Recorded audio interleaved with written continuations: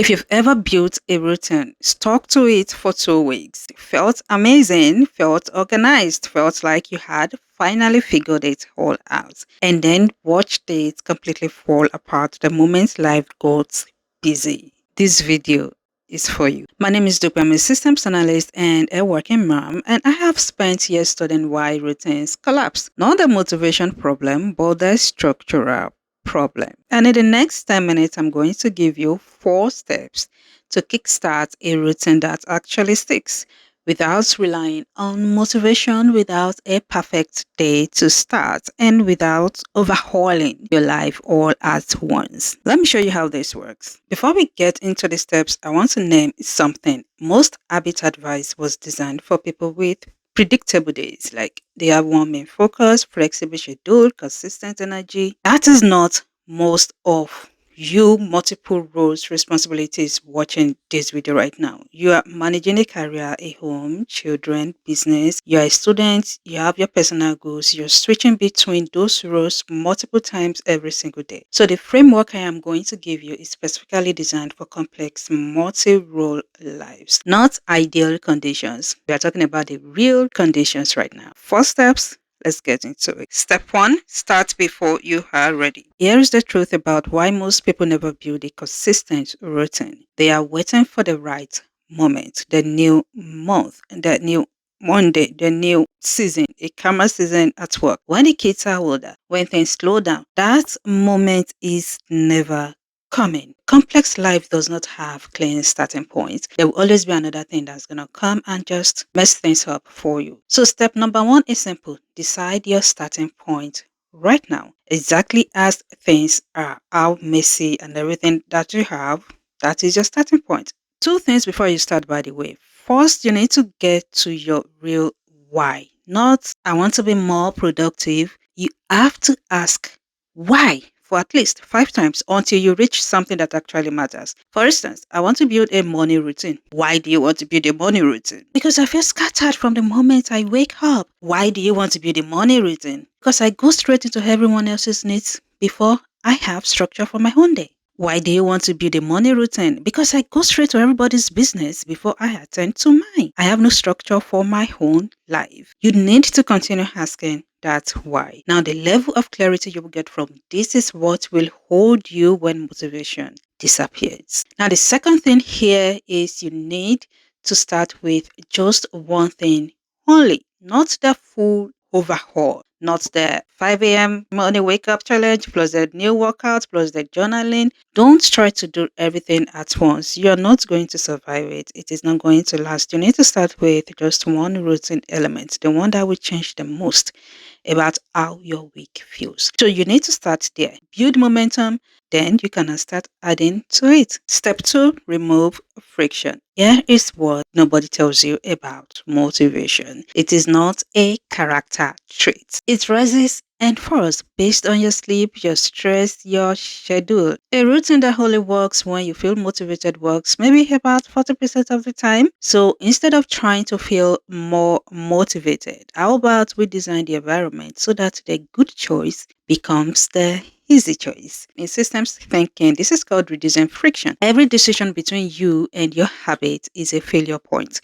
So we need to remove as many decisions as possible. So in practice, you want to start a journaling routine. Question is, where is your journal? Hidden somewhere in the closet? Move it to where you will be when you want to write. Maybe it's on the counter, on the coffee table. Let it be visible. Be looking at yourself like eyeball to eyeball. Then you put a pen beside it. Keep it open and ready for the time that you're going to need it. You want to start a workout routine. Where are your workout clothes? Are they laid out a night before? Are your shoes by the door? Is everything ready for the version of you who is tired and has no decisions left? Also, you need to consider the opposites for the habits you want to stop. Like, you want to stop doom scrolling on your phone, then maybe you start putting your phone in another room before you are even tired to scroll. Add friction to what you want to do less, then remove it from what you want to do more. Your willpower is infinite. Your environment is designable. You have power over that one. So design the environment and stop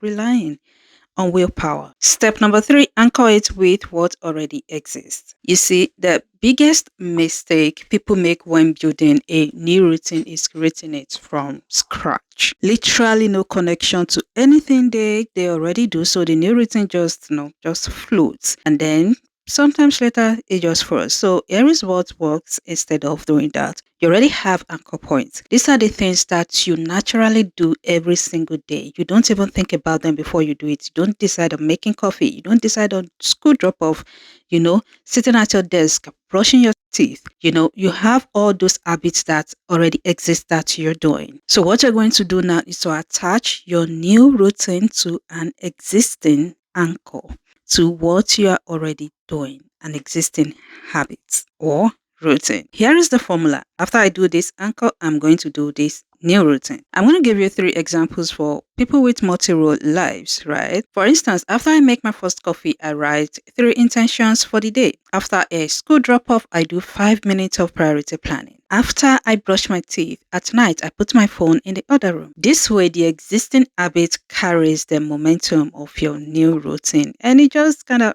ride on it on the jolly. And here is the advanced version for anyone carrying multiple roles right now. Instead of attaching to just an anchor, how about attaching to a role transition as well? That is, every time you switch from parent mode to work mode, you're going to build a micro routine around that transition just to help you regulate. A routine can be to take 3 deep breaths before you move into the next role, or deciding one intention for the next role, or maybe just play a song that will kind of signal the shift. And you know what that micro routine does, right? It reduces your switching cost and builds your consistency habit at the same time. Okay, let's get into step number 4.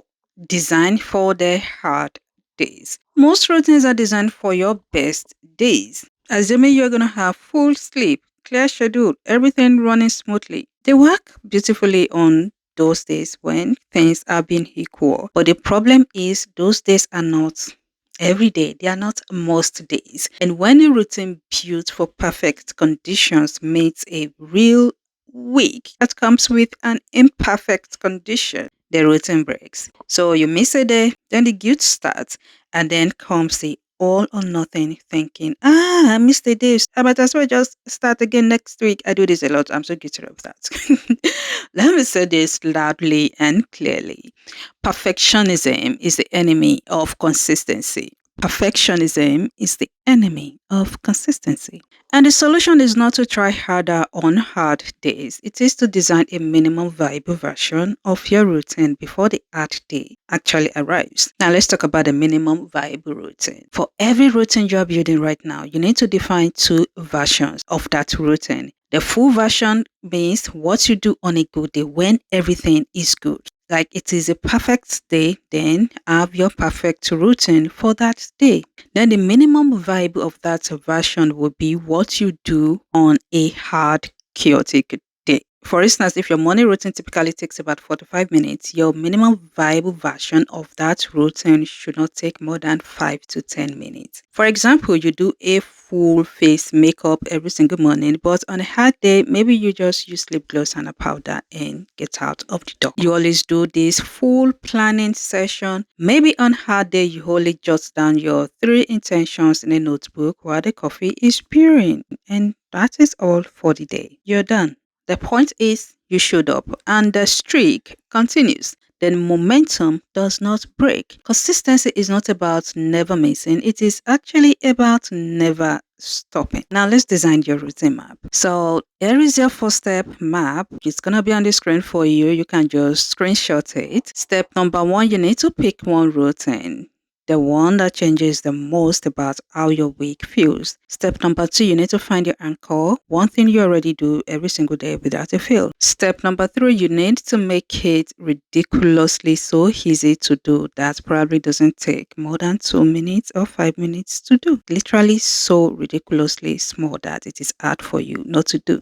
And you can think of this as your floor or your foundation, not the ceiling. You are not trying to reach the ceiling. Step number 4, then design your hard day version. What does this routine looks like when everything goes sideways? You need to write everything down right now. One routine, one anchor, one minimum activity you're going to be doing for that routine and one add version of that routine. I feel like I haven't explained that minimum part of the routine perfectly well. If you want to start working out, instead of committing to doing a 45-minute workout, how about committing to just putting on your running shoes? Then you start from there. Maybe tomorrow you put on your dress. The point is to start doing something towards your routine. And also, if you want to actually go further with this, I have something called consistency OS that takes this map and builds a full structure around it. It comes with minimal version like monthly clarity map, weekly intentions, daily dashboard, and everything comes with designing your life using minimum versions. And it helps you get back when you're distracted. And if you also need to reset your consistency, also comes with momentum multipliers. Like, you're really going to love these tools. It's about 6 tools with video guides and even PDF guides, just in case you feel like you're lost, you don't know what you're going to do, you have guides to help you record those videos. So if you want it, I'm going to put a link to Consistency Operating System in the description for you. Now, before you go, I want you to try the routine design map we just did today. Try it this week, and however it goes, please come back and drop a comment below. Let me know what your experience is. And also, before you go do that, let me know what the routine you're going to commit to and the anchor that you already have. I am going to read every single one of your comments, and the answer will likely shape the next video. If you need something to watch right now, you can watch this next video right now. If this video has been of any value to you, please consider to subscribe, like, comment, and share. My name is Dupe. I'm a systems analyst and a mom of a toddler living in Canada. This is Systems-Based Life. Thank you so much, guys, for watching, and I'm going to see you all in another one. Bye, guys.